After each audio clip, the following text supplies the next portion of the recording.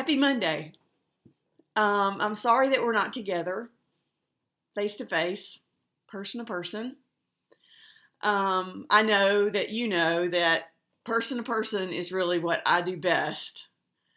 And video is really not my specialty. So I hope that you won't get together behind my back and make fun of my videos. And if you do, I hope that you're not too brutal.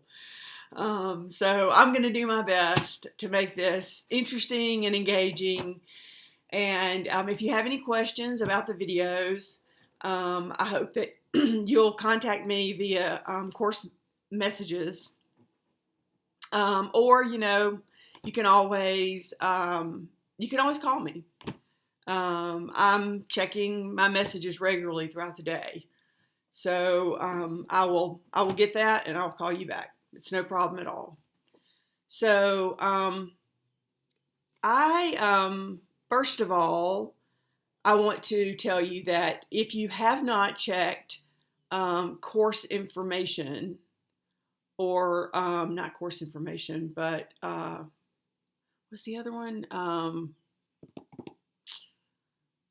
Anyway, the other one, not course information, but course content. Yes, course content. There are two documents in there that I've uploaded for today's lecture. So if you haven't done that, then stop the lecture right now and go to course content and get those two documents, because we're going to go over those in the lecture today. So anyway, moving on.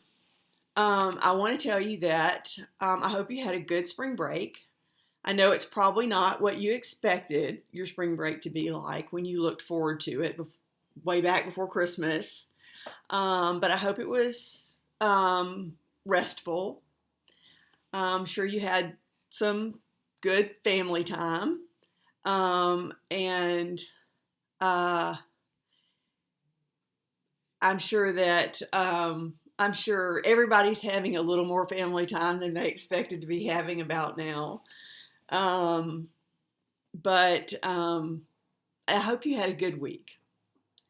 And about that, I want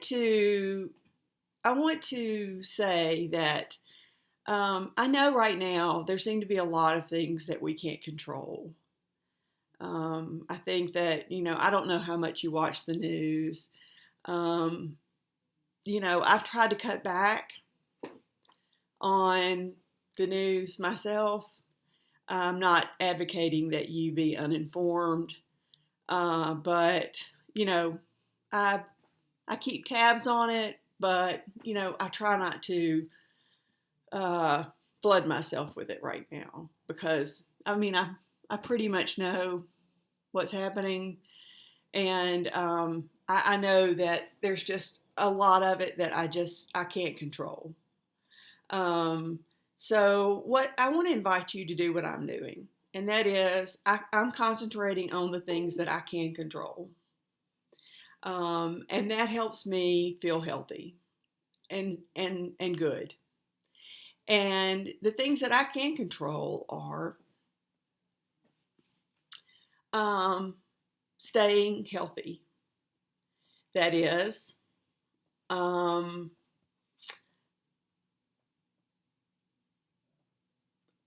staying away from, for the most part, from other people. I know it's hard, but for a little while, that's going to help us get back to normal. When I do have to go out to get groceries, I wear gloves and I disinfect like crazy. And then also, as a way of staying healthy, I exercise every day. Gets great oxygen to your brain, helps me think straight, and it makes me feel good in general. It keeps me from feeling down.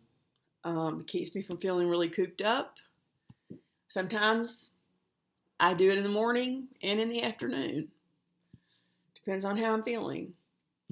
I found things to do during the day that make me feel good. I'm reading a lot. Those books that I put on a list, of things that I want to read, I'm going through the list finally and reading. I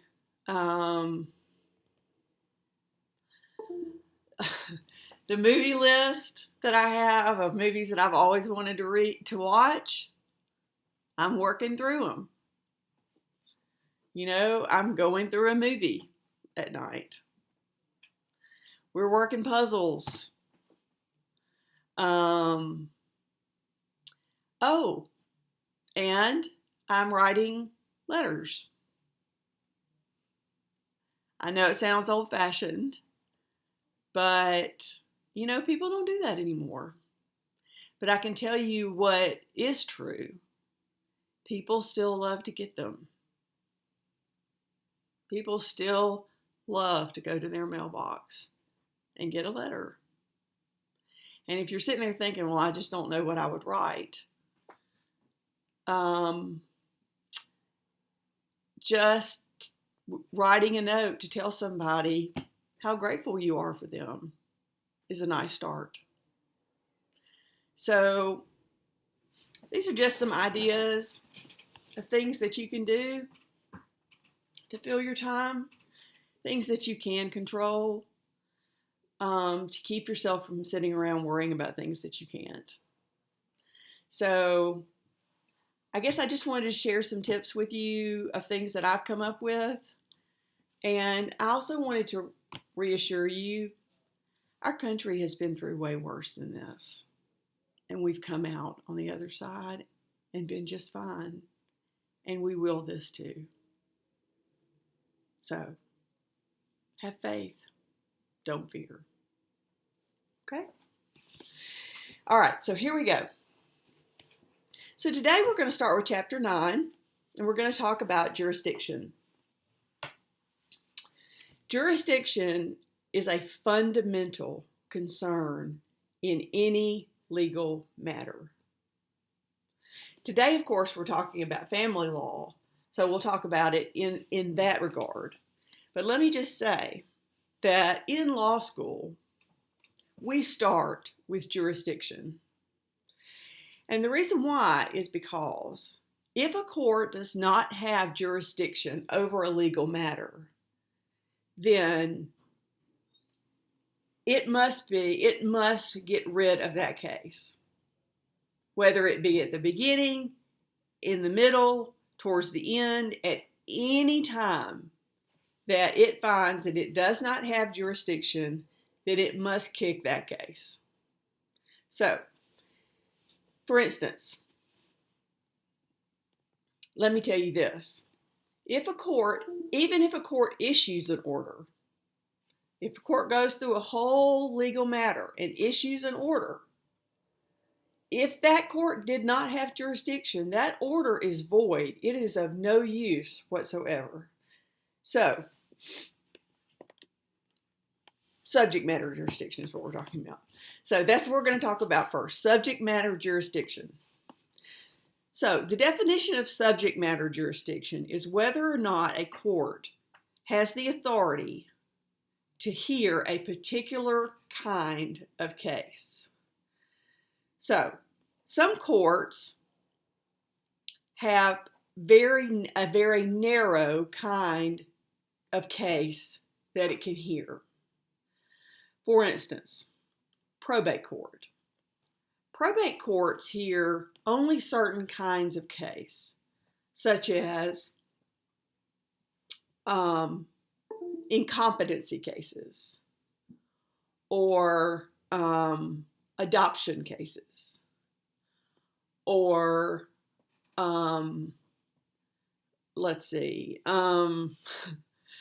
very narrow.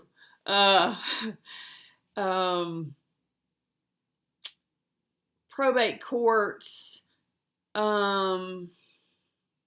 hear guardian cases. They hear conservator cases. It's a very narrow. They have very narrow jurisdiction, whereas circuit courts have a very wide jurisdiction. And in in the state of Alabama, it is the circuit courts that hear family law cases. Now, and in Morgan County, you would file a family law case, whether it be divorce, child custody, modification, anything, child support. It would be in the circuit court. Now, there are a few counties in Alabama where the circuit court has appointed district court judges to be circuit court judges for purposes of family court matters only. So those district court judges will hear family court matters as circuit court judges. Got that? So I know that Winston County and Marion County are two of those counties.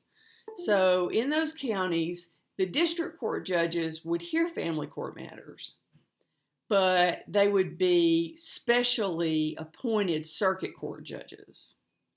So technically, those cases would still be heard in circuit court, but by specially appointed circuit court judges, who would really be district court judges. Got that? So,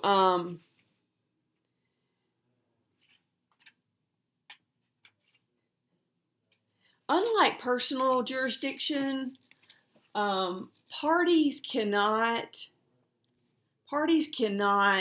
confer subject matter jurisdiction on a court.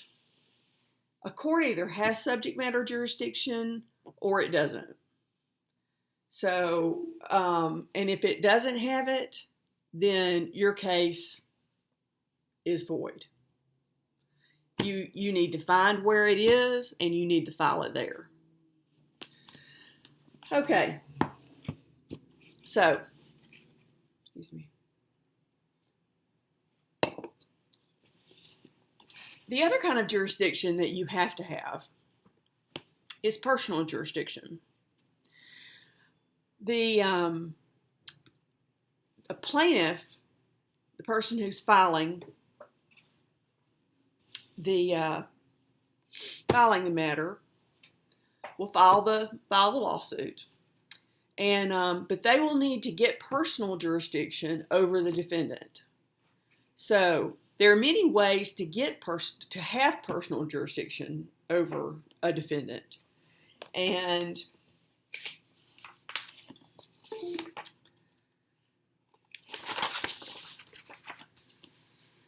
and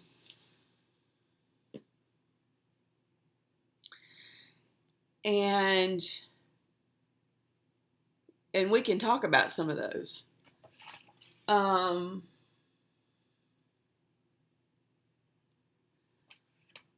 In Alabama, it can be either that the defendant lives in the state of Alabama. That'd be a situation where Jane files a divorce here in Alabama and Jim lives here too. So Jim and Jane both live here. Jane files a divorce, serves the summons on Jim. Jim comes down, blah, blah, blah. They have the divorce, no problem. 9 times out of 10, that's probably what you're dealing with. And that's what you call, that kind of personal jurisdiction is what we call domicile. Domicile means that the state is someone's permanent home, the place that they leave from and return to. The second kind is what we call minimum contacts.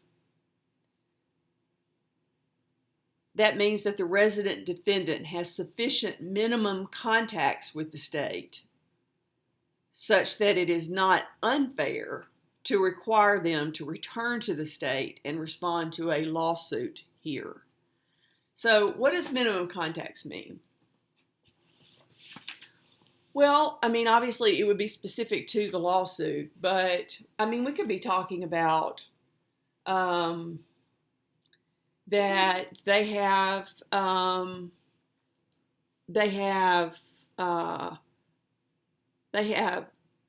sales clients here that they return to visit here 3 times a month, and they come back and take them to dinner and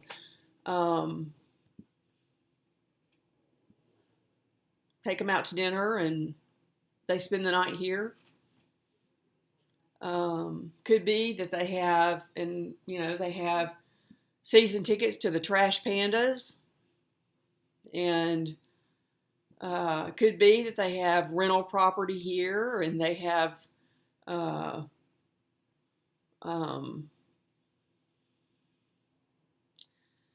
could be that they have a girlfriend here, and they come back and stay with her some. Could be, you can see, things that keep them coming back and forth to this area is going to be what the plaintiff will argue are minimum contacts. So the court is going to weigh, whether or not those are enough contacts to say that they are here enough to say that it's not unfair to have them answer a lawsuit here. And every case is different.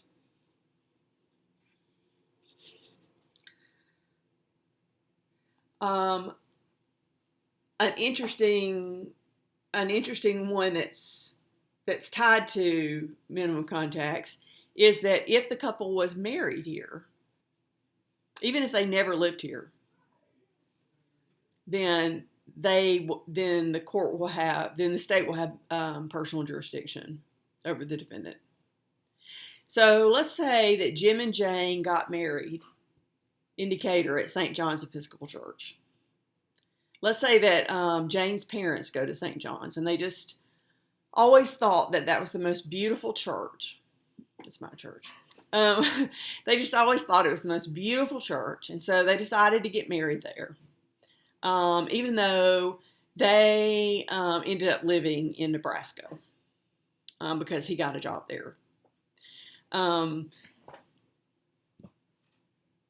Then, if she ended up living here after the divorce, after they split up, if she ended up living here and she'd been living here for 6 months, she can file the divorce here. And she has personal jurisdiction here if they got married here. So it's like the minimum contacts trump card if they got married here. I always thought that was pretty weird. I mean, if you've been married a long time, that's a pretty remote thing, I think. But anyway, it's enough. So also, always, there's consent. Sorry. If somebody consents and agrees that, to personal jurisdiction, then obviously that's going to be enough. But also, if they show up and accept service, then that will be personal jurisdiction as well.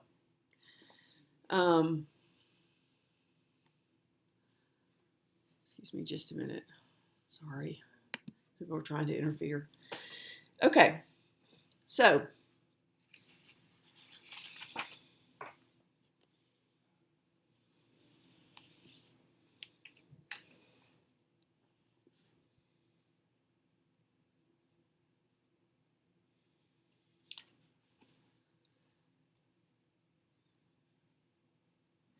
Now there are a few different. There are a few.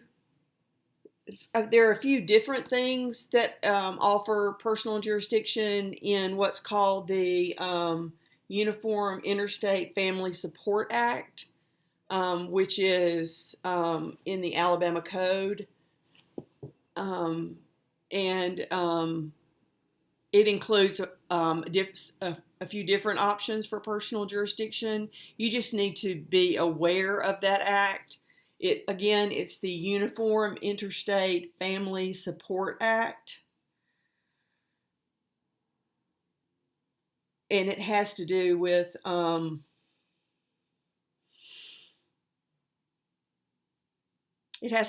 child support. And it has to do with child support actions between states, in states, and between states. And it offers additional personal jurisdiction options. So you need to be aware of that act. And that act is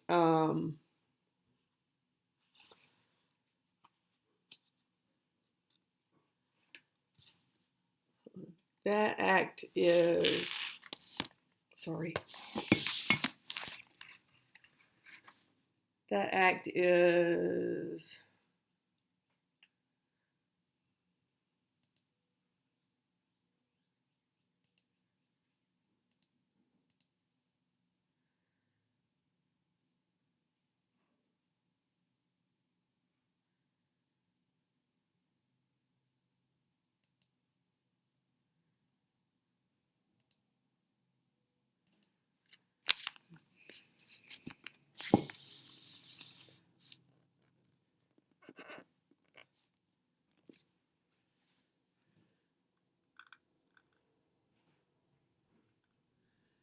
under Title 30 of the Alabama Code. Okay. So,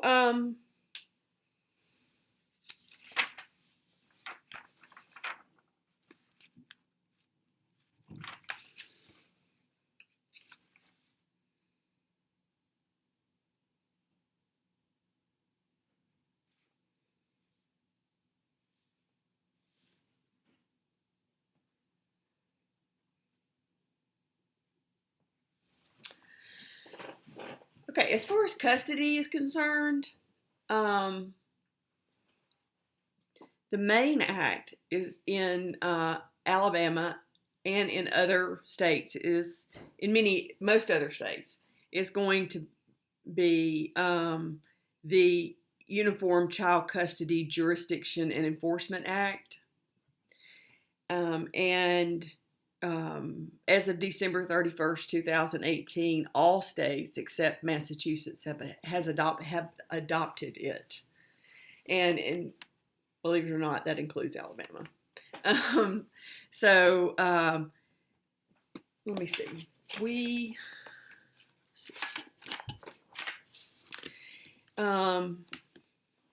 And under the UCCJEA, there are 4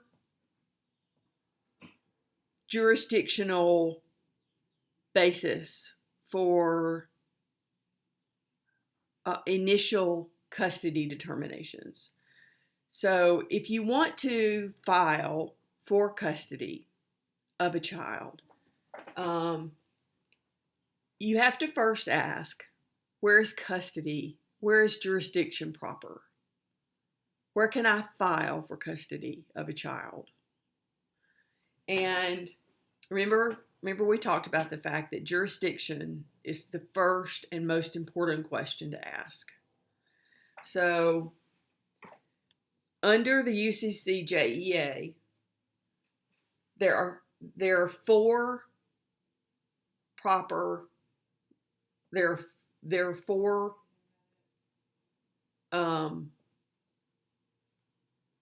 there are 4 bases for jurisdiction of custody. The first one is the home state jurisdiction. And the home state is the state where the child has lived for 6 continuous months. Or, if the child's younger than that, where the child has lived since birth. So if you think about it, that is probably going to be, most of the time, that's going to be what you're going to use for jurisdictional determinations. Obviously, if a case is tricky, you're going to have to work outside that box, but most of the time, it's going to be a home state jurisdiction question. Temporary absences don't count. Jaunts here and there are not going to stop the clock. Are not going to stop the clock from the 6 months.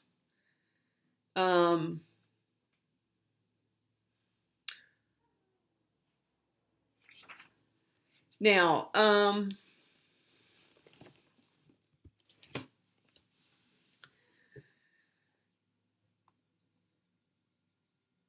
another jurisdiction, method of obtaining jurisdiction, is called significant connection jurisdiction. If a state may exercise jurisdiction over a custody case if it has significant connection jurisdiction, if it has significant connection with a child and at least one contestant. Makes it sound like a game show, I know. And substantial evidence is available in that state that is relevant to the merits of the determination.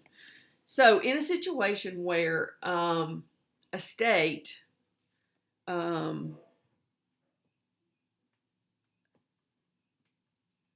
in a state where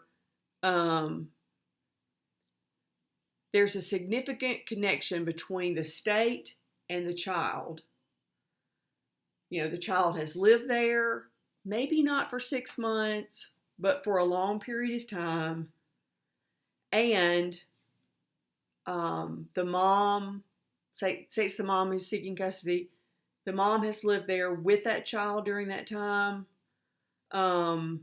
and the teacher who knows about the child is there, or the counselor who knows about the child is there, or the grandparents are there who spent time with the child, or other evidence is there that needs to be presented at the trial is there. That may be the place where jurisdiction is proper.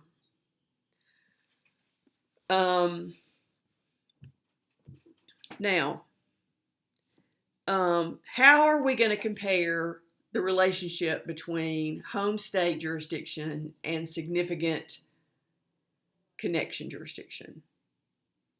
Which is proper? The UCC JEA says that a state may exercise significant connection jurisdiction only where there is no home state, or the home state declines to exercise jurisdiction. So significant connection jurisdiction is second tier jurisdiction. Home state bats first. If there is no home state jurisdiction, or the home state declines to exercise jurisdiction, only then can you move to significant connection jurisdiction. Okay, so what if a child is physically present in a state and has been abandoned by a parent, or needs emergency protection from abuse or neglect? In that case, a state may exercise what's called emergency jurisdiction. And this is something that is allowed in only in um, only in extraordinary circumstances. Courts don't like to do this, but obviously in some cases it's necessary. When there are no parents there to advocate for jurisdiction or for custody, then there's going to be there's going to have to be somebody there who needs to step up and ask for that emergency jurisdiction be exercised for temporary, that jurisdiction be exercised on a temporary basis. And then finally, we have what's called last resort jurisdiction. And this is kind of a last and least situation. If no other state has or is willing to do so, and if it is in the best interest of the child, then last resort jurisdiction can be exercised and is rarely done. An example of this might be where a child has moved around so frequently that no state qualifies as the home state or even has a significant connection to the child. So this would be in a situation where somebody has to do it and no rule fits. Somebody needs to exercise custody, but no other jurisdictional requirement fits the case. So, I mean, courts operate by rule of law, and courts have to be able to exercise jurisdiction under a law. So if home state or significant connection or emergency jurisdiction, if none of those fit, then they have to have some rule of law under which to exercise jurisdiction. And so if none of those fit, then last resort jurisdiction can.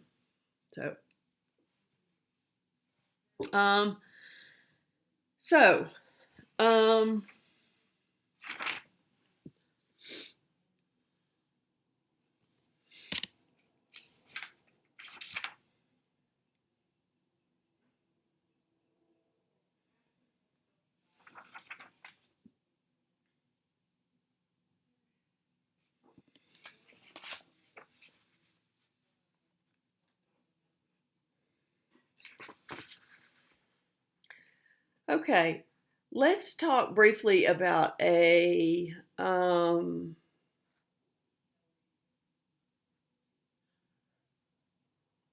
another part of the Uniform Child Custody Jurisdiction Enforcement Act.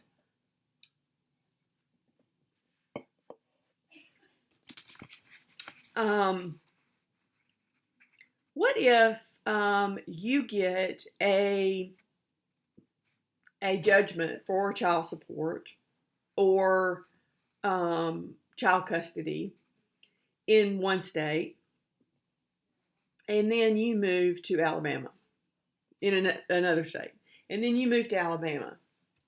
How do you get it? How do you enforce it in Alabama? Do you just come into Alabama and just tell everybody what it is? Or do you have to do something legally?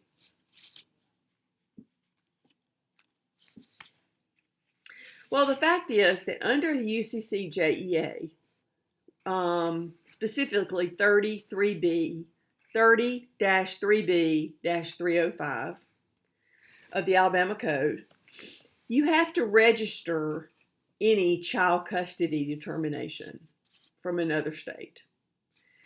And the reason why you have to do that, besides raising revenue in Alabama, because you have to actually pay a filing fee to do this. Yeah, I know they bleed you every way they can. Besides just raising revenue, is because one reason for the UCCJEA in Alabama is that we want to make sure that we cut down on as much of the simultaneous actions in 2 states or 3 states or 4 states as we can. We don't want husbands and wife. We don't want a husband and wife having one action in Alabama and then the husband or wife not liking what happens, so going off to another state and refiling in another state and getting something else going over there. We don't want that to happen. So we've enacted the UCCJEA and the Uniform Interstate Family Support Act, as well as some other things that we're about to talk about, to try to cut down on this business of simultaneous actions as much as we can. So if you have something that happens in another state and you move to Alabama, you actually have to take that child custody determination down to the courthouse and register it. There's actually, a document that you use to register your determination, and you pay a filing fee. And then if you want to, let's say you want to change that ruling, then you pay a separate filing fee to try to modify it. So, yeah, I thought that was pretty interesting too. I think that's pretty interesting.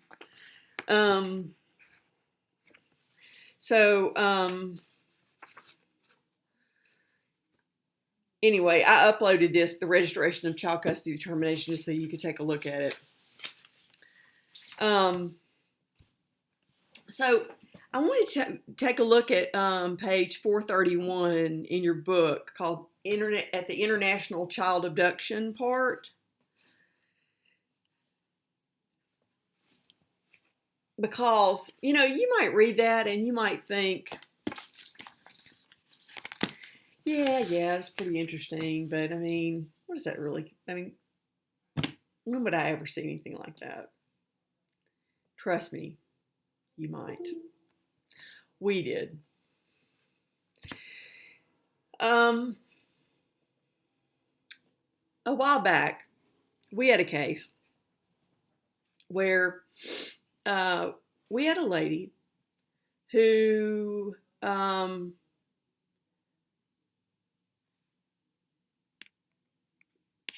was in a relationship with a fella, and they lived in Alaska. And while they were living together in Alaska, they had a son. And they went from Alaska, they went on a trip. They decided to go on a trip. So his parents lived in Germany. And they stopped over in Germany to visit his parents. And while they were there, they decided that they would let his parents babysit their son while they were on a trip. So they left their son there and they went on a trip. And they were gone a couple of weeks. And when they got back,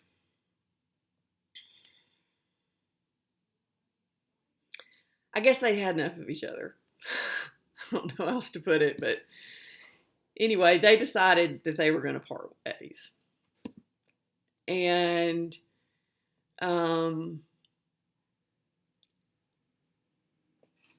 he decided that he was going to stay in Germany with his parents for a little while. And she decided she was going to come on back to the States. So she had a job. She had to get back to. She had a certain amount of time she had to be back. So he said, well, but he wanted to keep their son here. He wanted to keep their son in Germany for a little while. At first he just said a couple of weeks, and she didn't really like it. She kind of felt like something was off, first, and she didn't like it, but he wouldn't agree, so he kept kind of putting her off, and finally she had to get on a plane. She had to come back to her job, and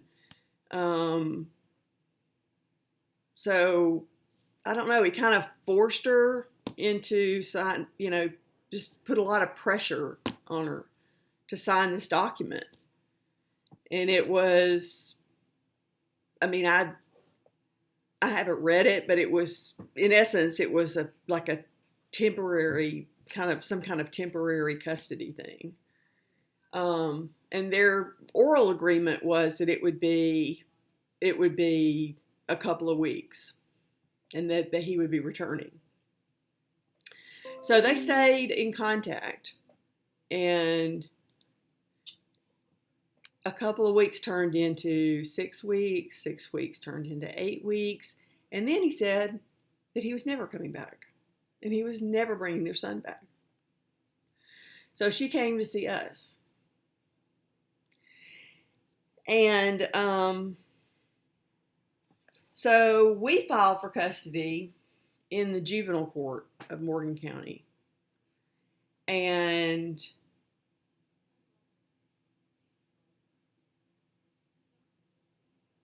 the juvenile court of Morgan County was where jurisdiction was proper for this case, because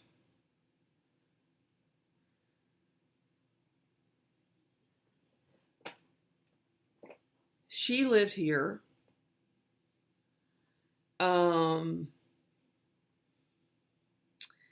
He owned property here.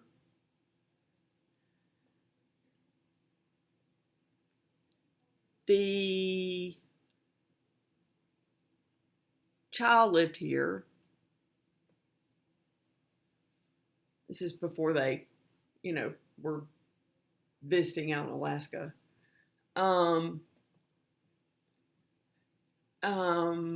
He owned a business here.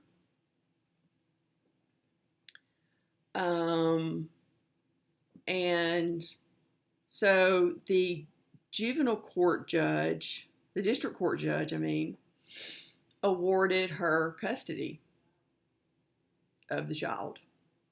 And so when she got custody of the child, she hired a lawyer in Germany. And she gave that lawyer the order from the juvenile court of Morgan County. And the German lawyer argued that the U.S. had the only proper jurisdiction, and that Germany was a signatory to, on page 432, what's known as the Hague Convention on the Civil Aspects of International Child Abduction. And Germany agreed, and ultimately returned custody to the mother under that.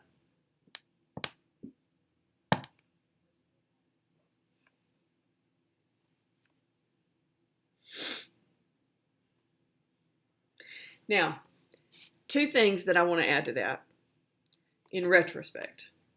One, I think all that is subject to the question of whether or not Alaska really had original jurisdiction.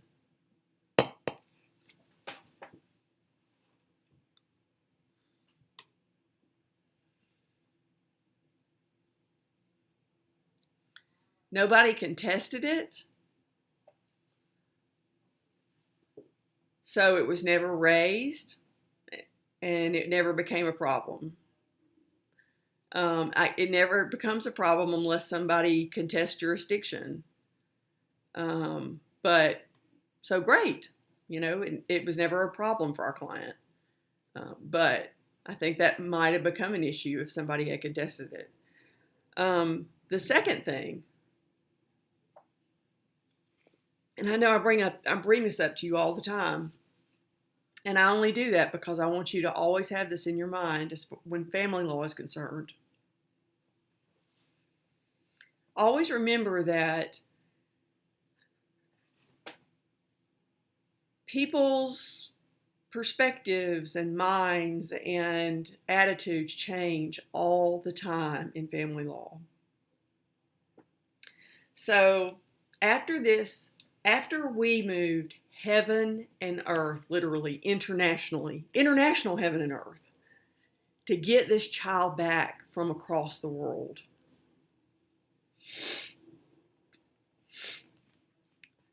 we were at a football game one night and just, having a great time. Got up to go to the concession stand, and we were walking along, and there was our client with him walking along side by side, happy as they could be, and there was the boy perched up on top of his shoulders, back together in love again.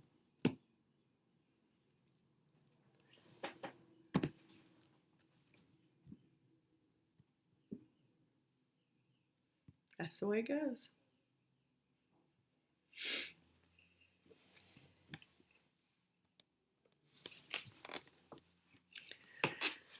So that's pretty much chapter 9. Like I said, if you have any questions about jurisdiction, whether it be subject or personal, just let me know. You can message me, or if you feel like it's a dire emergency, you can call me. Let's move on to chapter 10.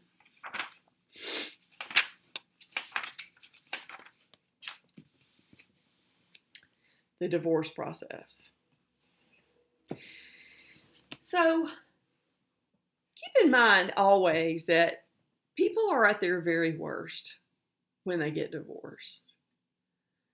I always like to remind anyone whether it be a new lawyer or a paralegal, when I'm talking to them about the divorce process, that in many ways, divorce is worse than death, because in a divorce, people are dealing with the loss of someone who is not dead. They are still out there, and they are still able to reach in and mess with that person's life, whether they mean to or not. That person still sees them as a threat. And they still see them as someone that is out there living a life separate from them now. And most times they are not able to make sense of that. How they once were a part of them and now they're not. And that is usually very threatening to them. And they go through all the stages of grief They go through the confusion and the bitterness and the anger, and, except there's a lot of times they're just the closure takes so long, if ever, to come. With death, the person is gone. So the closure seems, inevitable. But with divorce, that person is still out there. They're still living their life. So they keep popping up, with new people, with new decisions, with, new life. And it seems impossible to put it to rest. So I want to remind you that, that people are, if they seem like they just never can put it to bed, that's why. And I think that especially those of us who've not dealt with divorce in our personal life, I think it's important to not assume that we understand, but to be open and not, but just to be open and listening and empathetic.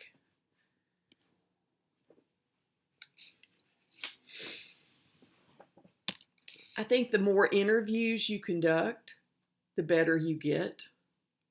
Don't expect to be really good at it the first time that you do it or the first few times that you do it. Expect to make mistakes and don't beat yourself up. Like I said, people are at their worst during this time. And don't expect them to cut you any breaks. Honestly, I think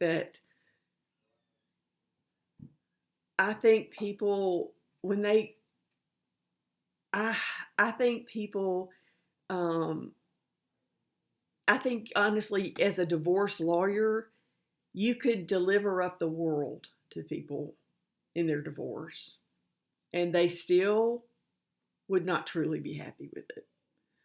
So I think the best thing is to do a good job and be sensitive and open, and to be sensitive and open and just do a good job.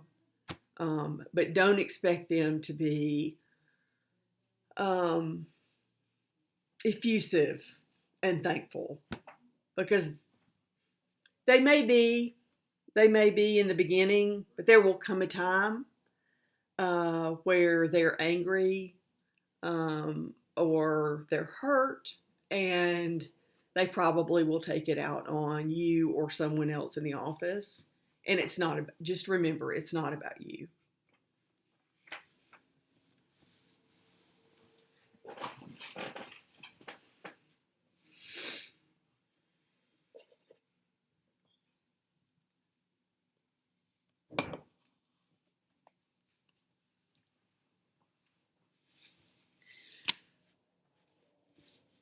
When somebody's going through a divorce, they're trying to make sense of a situation that is impossible to make sense of. I had a friend whose mother um, whose mother left her father after 26 years, and she left him and moved in with a woman. And I remember her telling me about a conversation that she had with her father. And this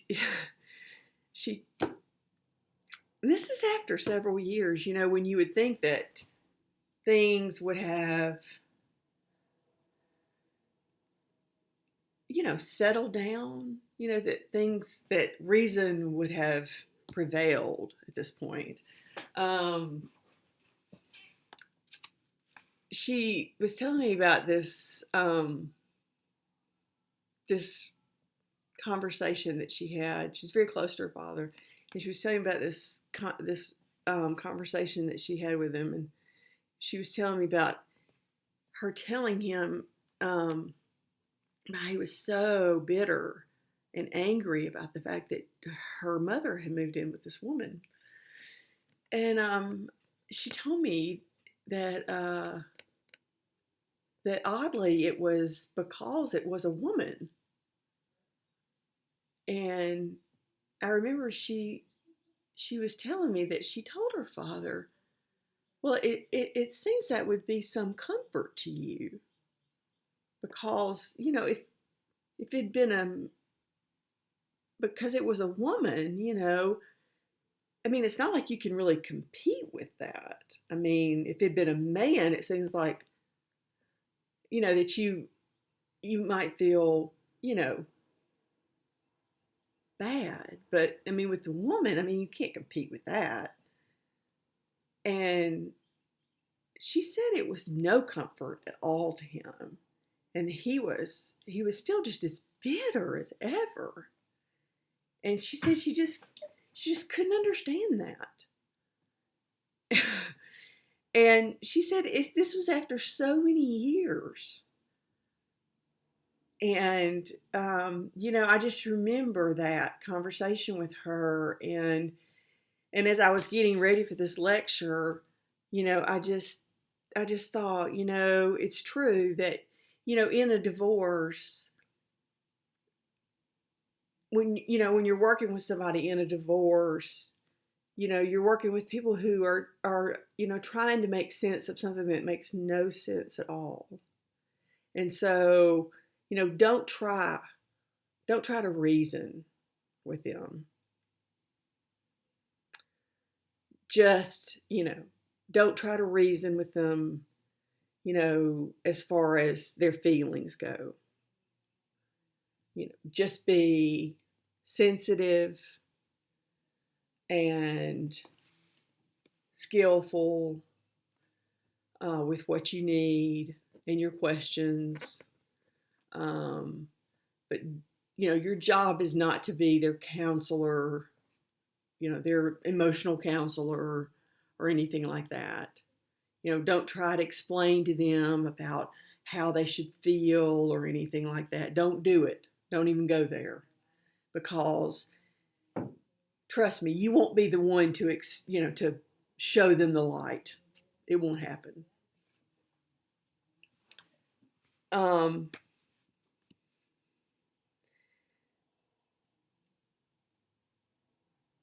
I loved in the book where it said,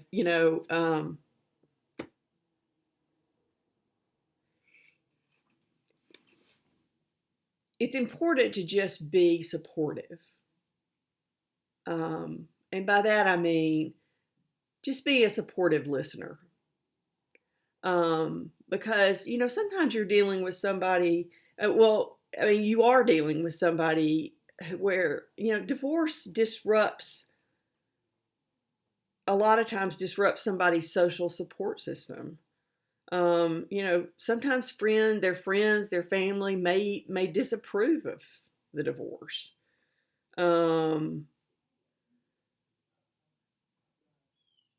I love in the book where it says, because one person's divorce may illuminate the cracks in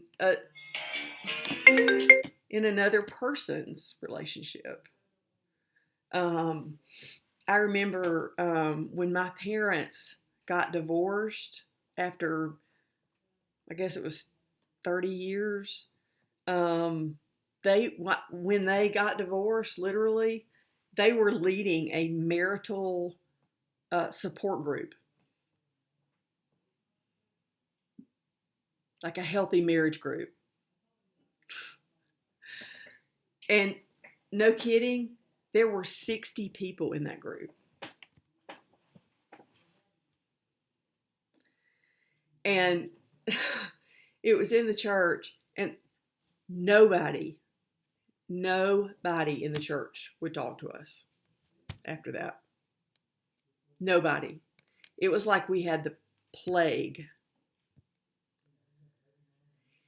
And I was 25 when that happened. I was married, luckily.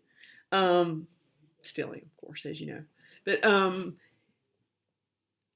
I took it very personally that nobody would talk to us, and we ended up leaving the church. But now I realize the reason why they wouldn't talk to us was because they were afraid.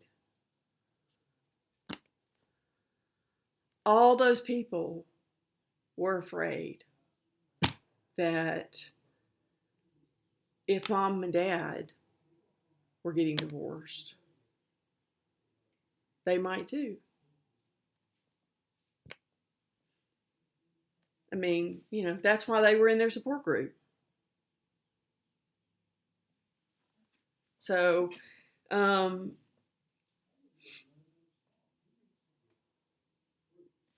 being a supportive listener, being supportive is important.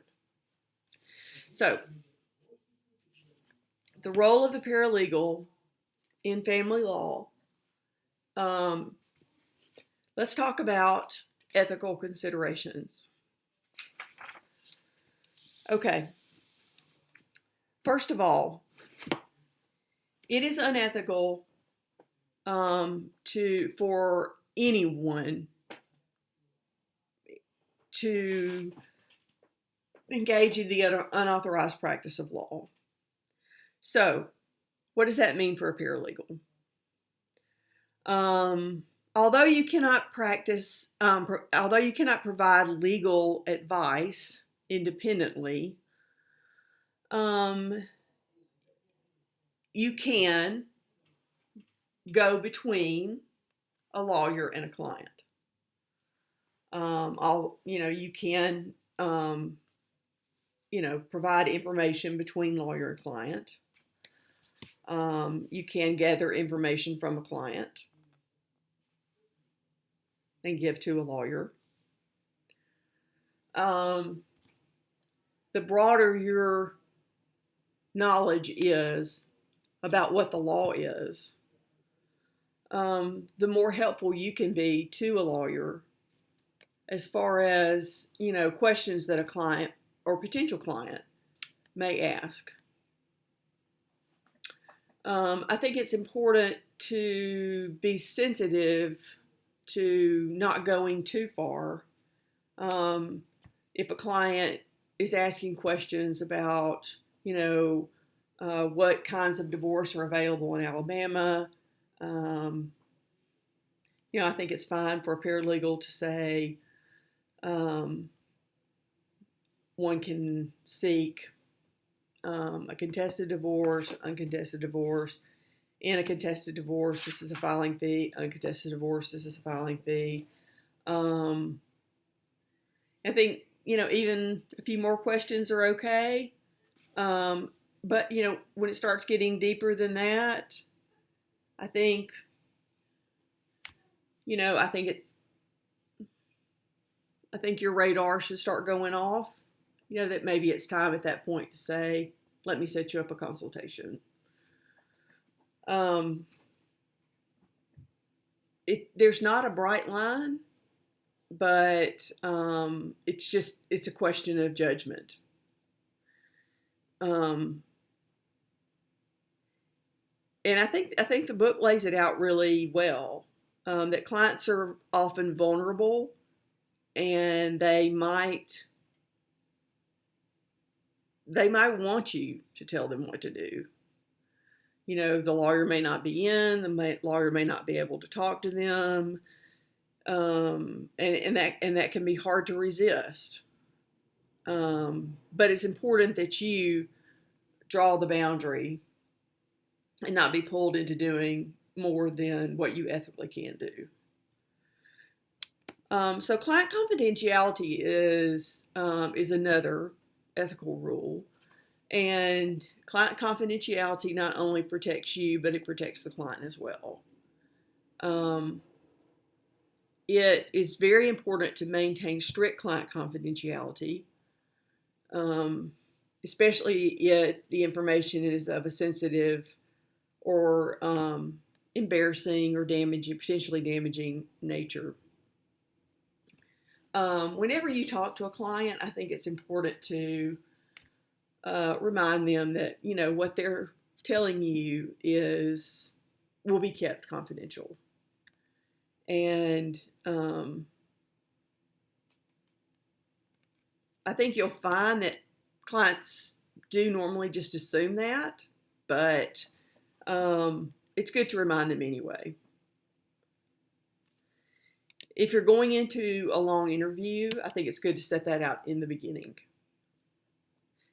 If you find that a client is struggling with telling you something embarrassing, it's a good way to set their mind at ease. You know, hey, don't worry. Whatever you say in here is strictly confidential. The only exceptions to confidentiality are if a client discloses to you that they are planning to commit a serious crime. Planning to commit, like have not in the past, but in the future.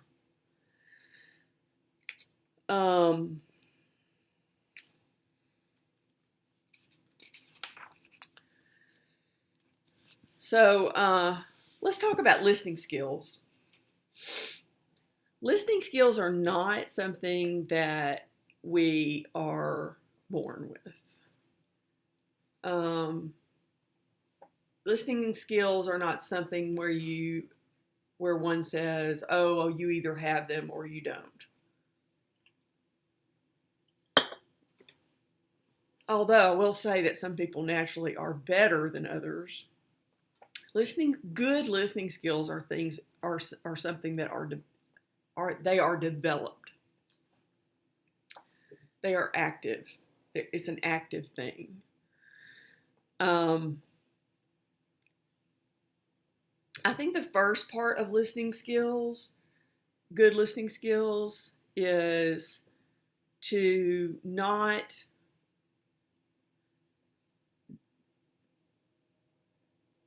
dress, wear your hair or your makeup or anything on yourself that is distracting.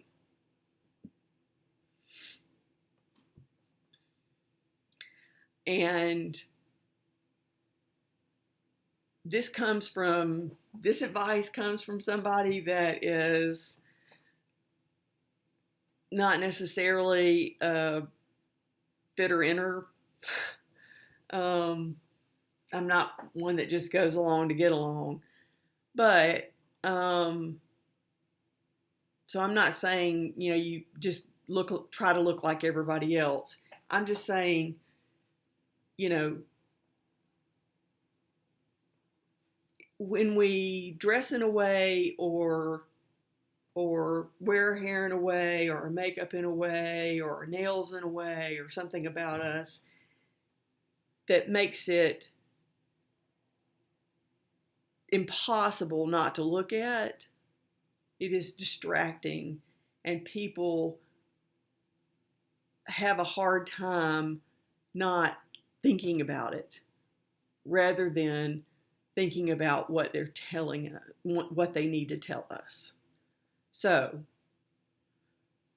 don't distract by the way you present yourself. That's the first thing. The second thing is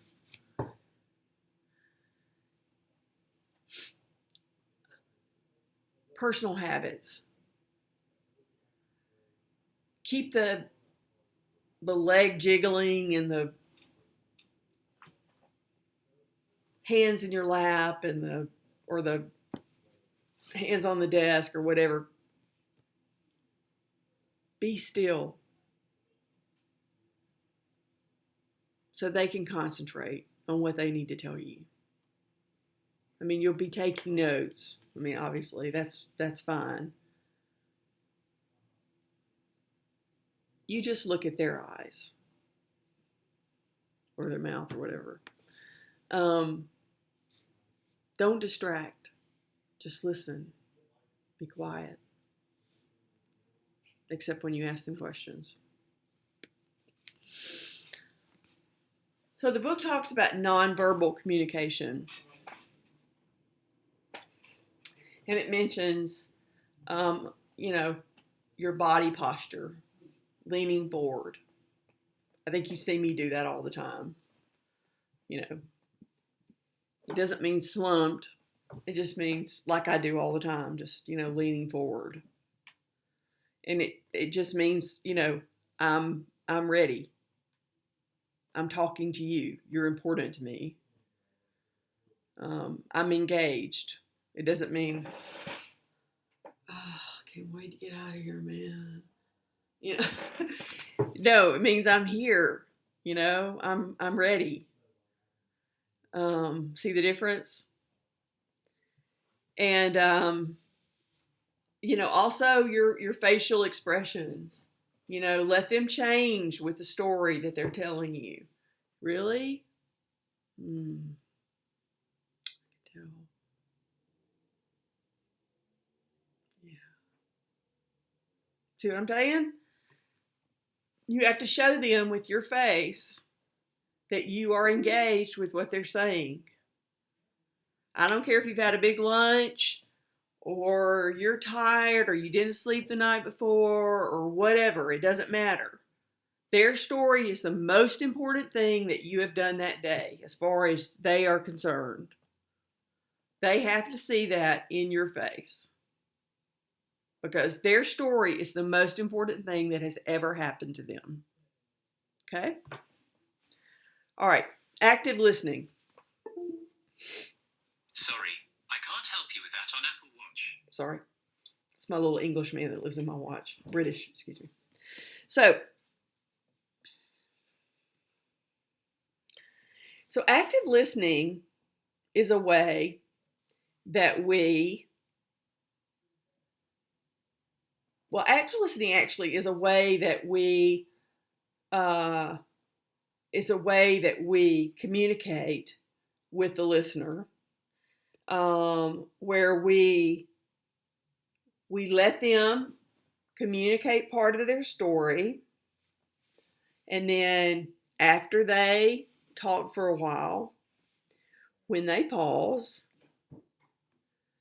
then we pick up on something that they say and we mirror that back to them. And your book gives a good example.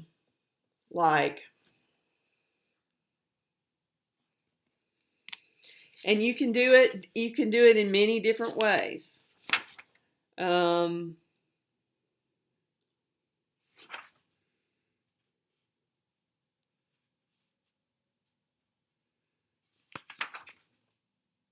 You pick up on part of the information and you say, so what I hear you saying is, you and your wife were married for 15 years, and in the last year, you guys have really struggled.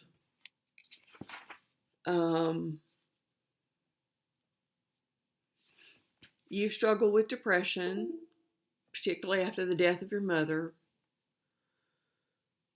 Recently, your wife's acknowledged that she's had an affair. Not sure she knows what she wants to do.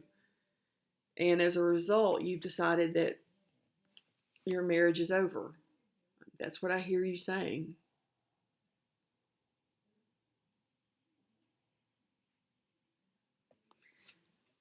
And then you stop. So then you've not said anything that they haven't said, and you're just holding up a mirror, but basically you're throwing the ball back to them. That's active listening. But it's also,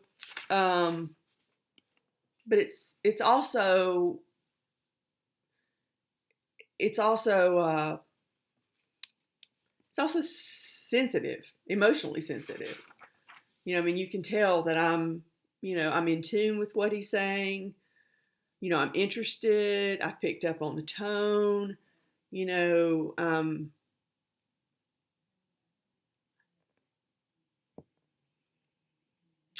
and I'm waiting on him to give me, the next part. Um, so that's what active listening is, and it's the best way to listen, because you're letting them do the talking. And if you're not right about what they're saying, you're asking them to correct you. You're saying, okay, this is what I hear you saying. Am I right? And you're inviting them to correct you if you're not. And frankly, this is a good way to have a discussion with anybody about anything. Whether it be a friend, a boyfriend, a husband, a wife, whatever. Is, because, things get mixed up, especially when we're emotional. And it's a good thing to say, what I hear you saying is this. And then let them correct you if you're not right. So on page 452,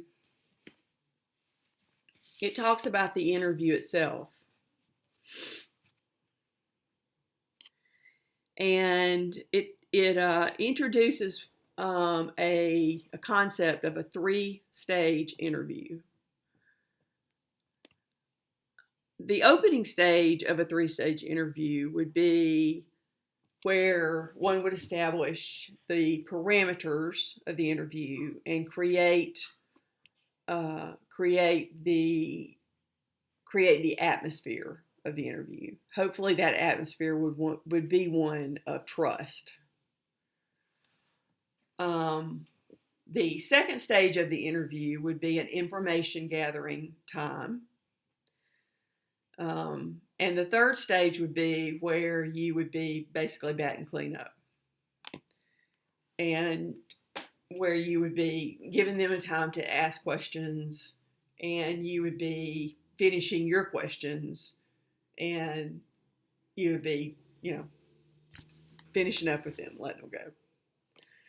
So let's start with stage 1, establishing the parameters of the interview and creating your relationship with your client. So when a client first comes to a law office, it's important to realize that they're nervous. You may be a little nervous too. I think probably, unless you've done it a few times, anybody's a little nervous. So, it's a good idea to engage in a little back and forth. Doesn't matter what it's about. I think that's a good idea no matter what, whether you've done it one time or a million times. Where are you from? What do you do? What do you like to do? Do you have any kids? It's probably a good idea. You get to that later on anyway.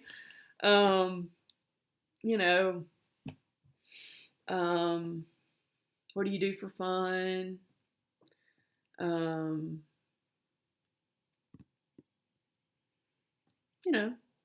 Where's your family from? That kind of thing. Where'd you go to school? Oh, listen, you'll be gone before, y'all will be way into 30 minutes by the time all that's done. So you'll find something in common before all that's done. So after y'all chit chat for a little bit, and you introduce yourself, and y'all find a little something in common to talk about. Um, you tell them that if you're the one doing the interview, and let me say this: some law firms do let paralegals do interviews, and some don't. Um, my firm, in my firm, the lawyers do interviews. Some firms let paralegals do interviews. Um, if you if you're not in a firm where paralegals do interviews, ask the attorneys if you can sit in on interviews. Because even if you don't do an interview by yourself, it's a good idea to know how to do them.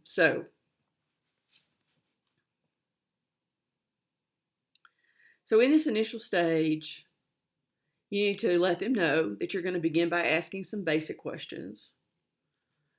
So you make sure you cover the information that you need for the forms. And then afterward, let them know that you're going to ask them to tell me about their situation and what they're thinking about doing right now, and that you might take some notes so that you can remember what all they have to say.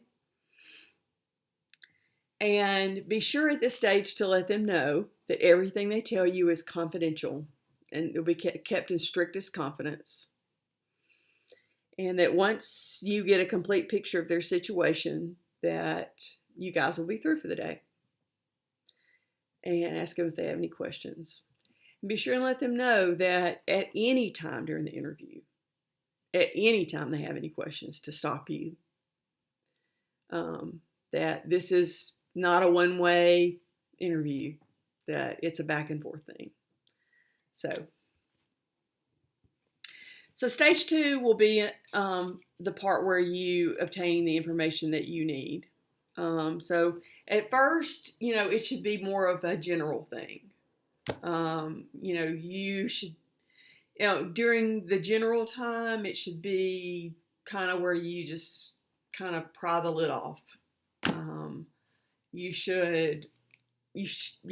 During the general time, it shouldn't be a time where you're scribbling madly.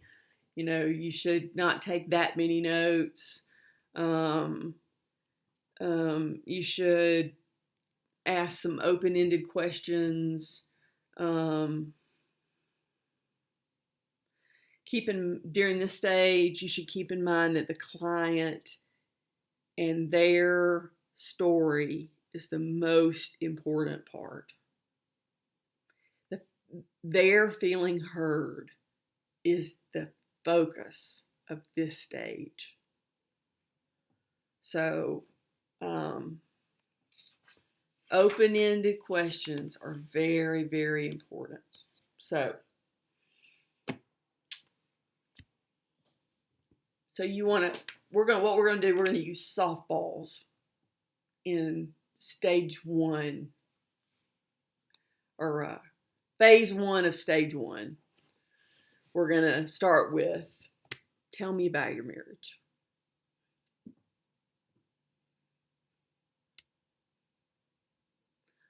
Or, tell me about your wife.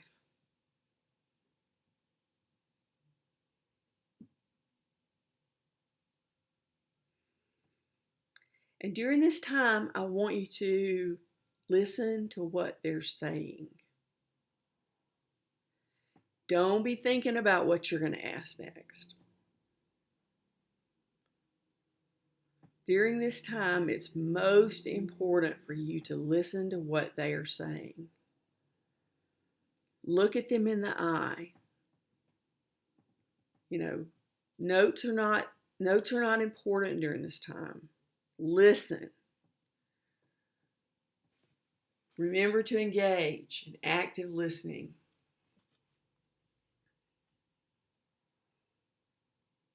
Remember what I said. Still, listen, reflective.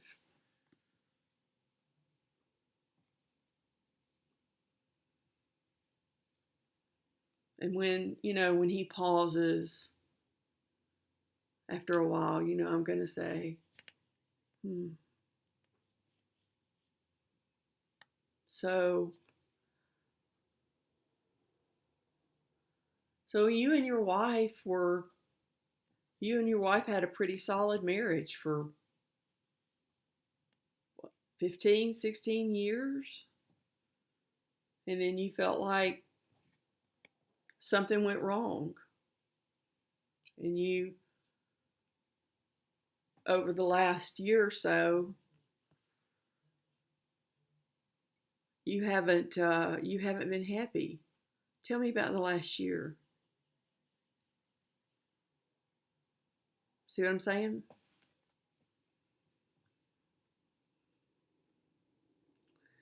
And then at some point, we're going to get down to, um, tell me about your daughter. And so, does your daughter know about the problems you and your wife are having?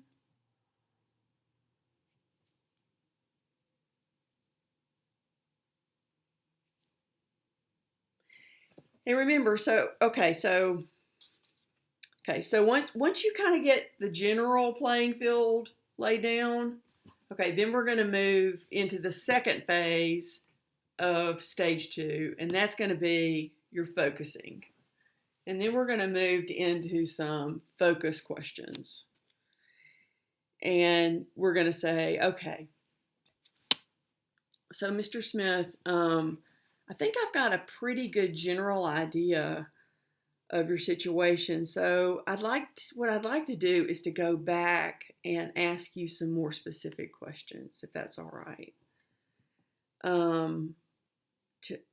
To make sure that I have an accurate picture. So I'm going to start taking some notes, if that's okay. And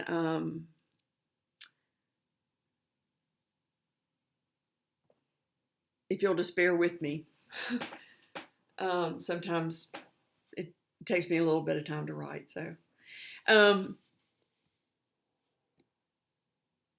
So your children's names are, okay.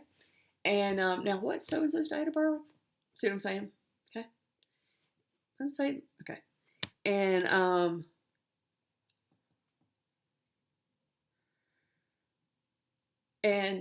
how long had you and your wife been married when Susan was born, when James was born, and when Michael was born? And see what I'm saying? Okay. And so that's how you're going to do. And you're gonna just go through and ask all the questions that you have. And don't stop until you get done, no matter how long it takes. And hopefully, the client will not make you ask a question for an answer. Hopefully, the question will elicit multiple answers that you need. You can, if you ask the right question, then you'll get lots of information. And, as you do it, you'll get better and better at that. So you can say, tell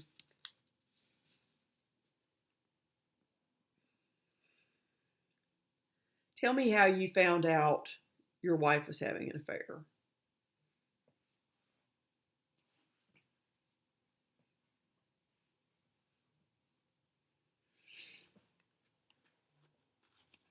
And then,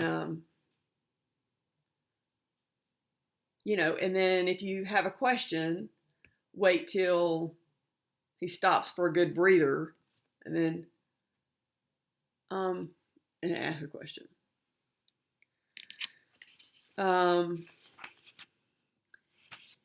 And then once you've exhausted all the questions that you can think of that you might need, and remember, this is not going to be your last chance to ask him questions.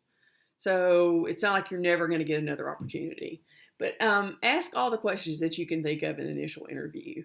And then you'll have a chance to do a kind of a wrapping up stage. And at that chance, you can, just tell him that, I think I've gotten all the information that I can think of that I might need right now. And then just, tell him that, I'll be writing up the results for attorney so-and-so. And she can evaluate your options. And in the meantime, blah, blah, blah, whatever. I'll give you a financial statement. Yak, yak. Your book says it on page 456. But, and tell him when you're going to call in the next time. Always tell a client when you'll be getting in touch with them the next time. And tell them how to get in touch with you if they have questions.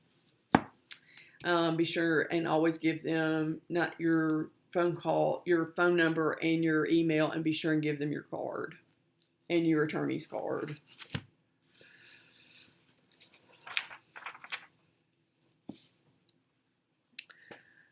Okay, so let's talk about a couple more things before we go.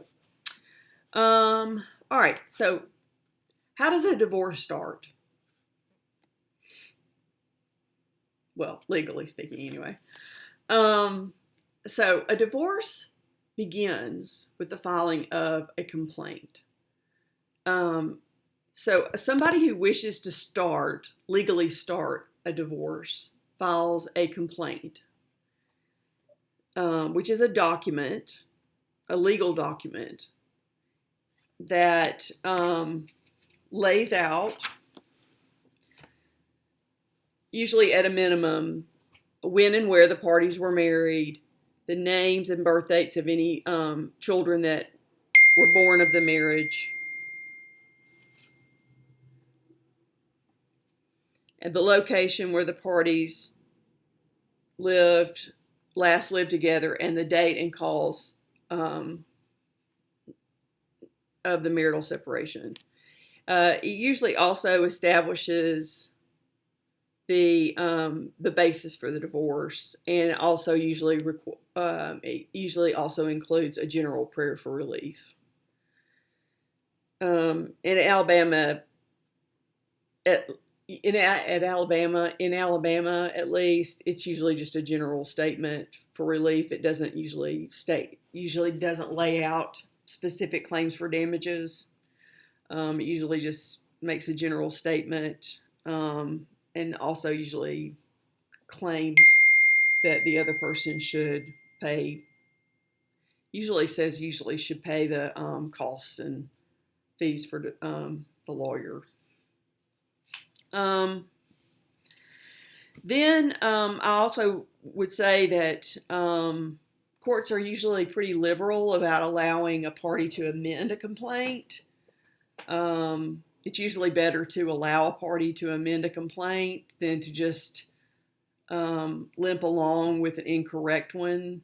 So usually up until an answer is filed, a plaintiff is allowed to amend a complaint without leave of court. And then afterwards, although a party has to seek the court's permission, usually courts are pretty liberal about allowing plaintiffs to amend complaints. So,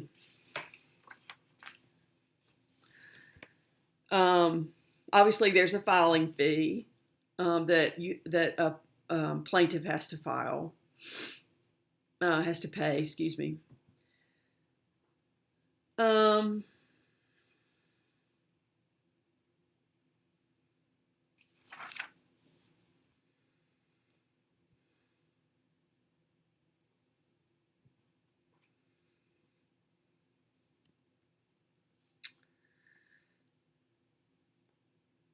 These days, a lot of people choose to file electronically. and well, people generally file electronically, and if you choose to have your complaint filed by the sheriff, then it automatically goes to the sheriff's office. But if you want to have your complaint filed by a private process server, then you will get the paperwork back and you can then have your own process server file the complaint. Either way, the papers have to be returned. The return of process has to go back to the clerk's office, whether by the sheriff or by your own process server.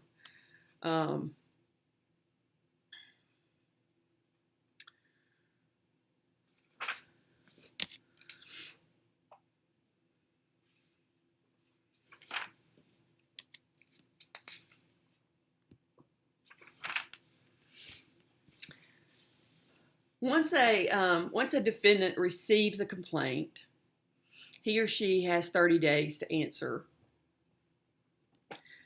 And that's why there has to be official, whether it be actual service or constructive service, as you'll see on the bottom of page 465, why there has to be service, actual service. Why service is important is that a defendant has 30 days after service is complete to file an answer. And in an answer, a defendant has has the option of responding to the plaintiff's allegations or risking what's called a default judgment. In regular civil suits outside of family court, if one fails to answer a complaint, it is common that a judge would issue a default judgment against a defendant. However, courts are less likely to issue default judgments in family court because the stakes are so high.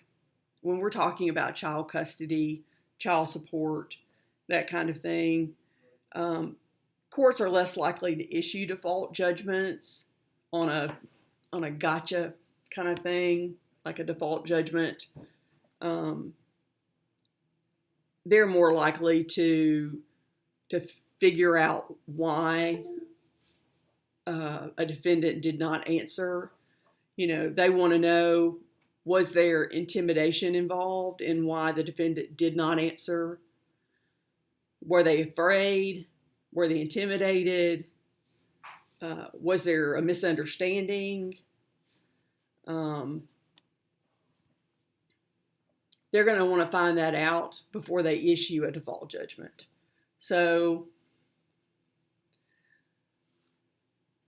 they're not going to just jump on that the way they would in a regular civil suit. So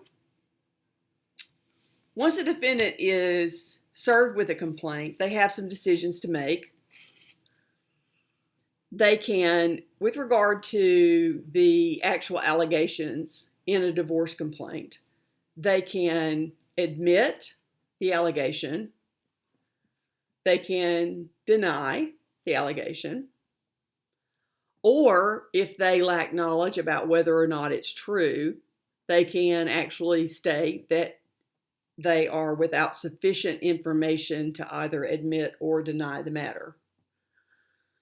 In the olden days, when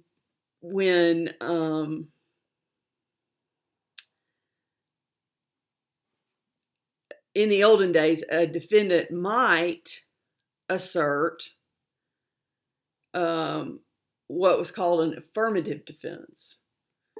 And I'm sure all you remember from your civil procedure class that you had if you had it last year with me, or last semester with me.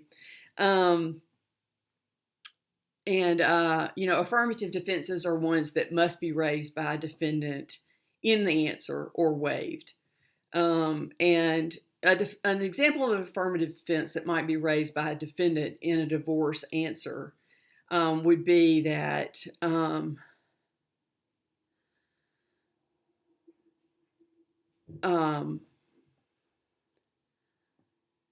let's see. This one is an example in the book.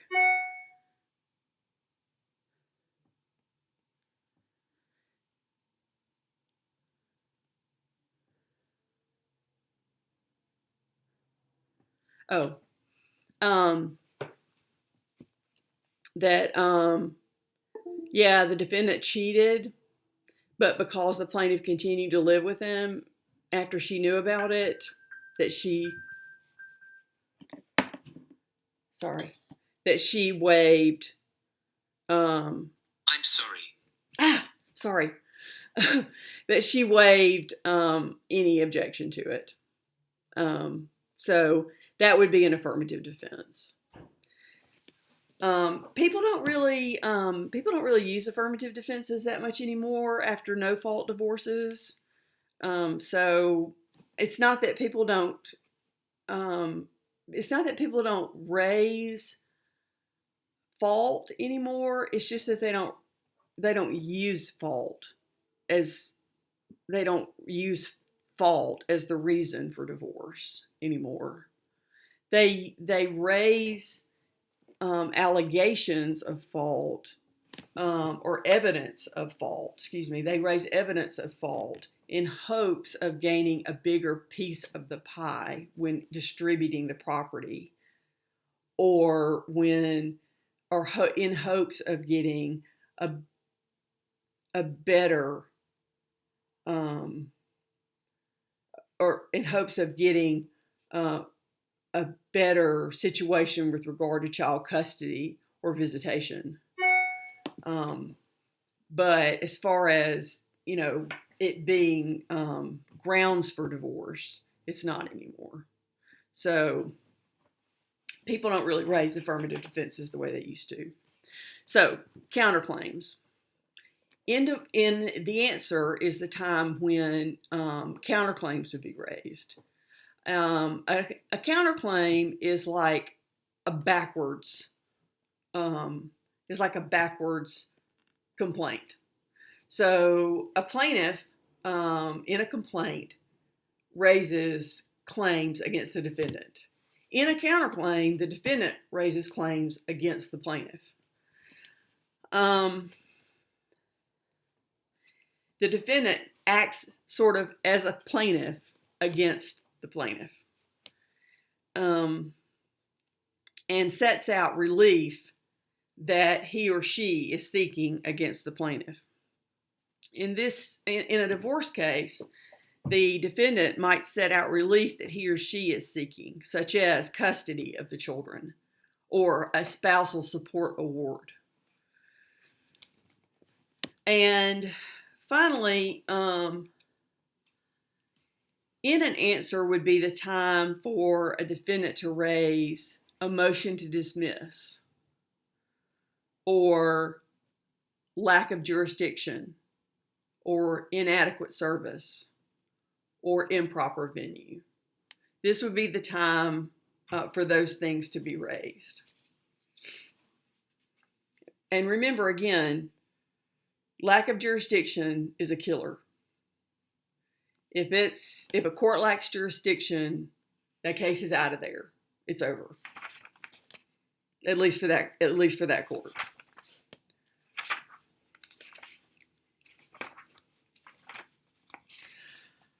All right, so that brings us up to page 476, which will start us with discovery. And we will pick up there next Monday.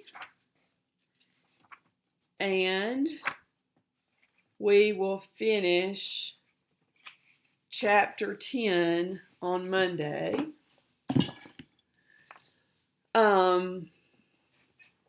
I hope you've I hope you've enjoyed this most illuminating video.